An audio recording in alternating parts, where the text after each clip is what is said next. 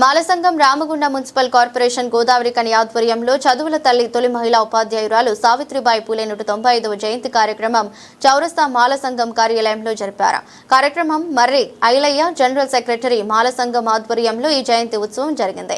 కార్యక్రమంలో మాలసంగం నాయకులు మాదాసి రామ్మూర్తి, కడమండ శ్రీహరి, మాలసంగం అధికార ప్రతినిధి ఏరుకల లక్ష్మణరావు మీరు ఇరువురు మాట్లాడుతూ సావిత్రిబాయి పూలే భారతదేశంలో తొలి మహిళా ఉపాధ్యాయురాలుగా గుర్తింపు పొందారు. కుల వివక్షకు వ్యతిరేకంగా పోరాటం చేశారని, అణగారిన వర్గాలకు సమాన హక్కులు కల్పించాలని ఉద్యమించారు. కుల ఆధారిత వివక్షను తీవ్రంగా ఖండించారు.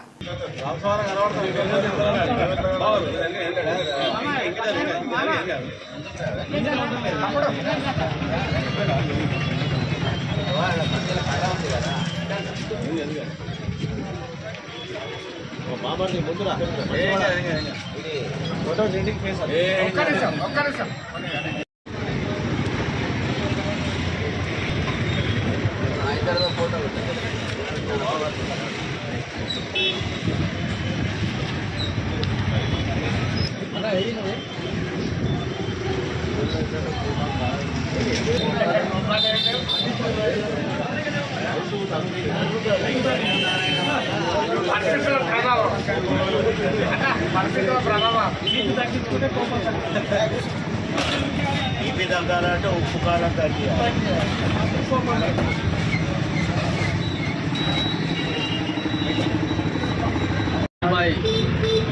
పూలే గారి జన్మదినం సందర్భంగా వారికి వినమ్ర నివాళులను సమర్పిస్తూ 18వ దశకంలోనే స్త్రీ విద్య, స్త్రీ సమానత్వం, స్త్రీ సాధికారికత కోసం పోరాటం చేసి గెలిచి నిలిచిన గొప్ప స్ఫూర్తి గల దళిత మహిళ సావిత్రిబాయి పూలే గారు.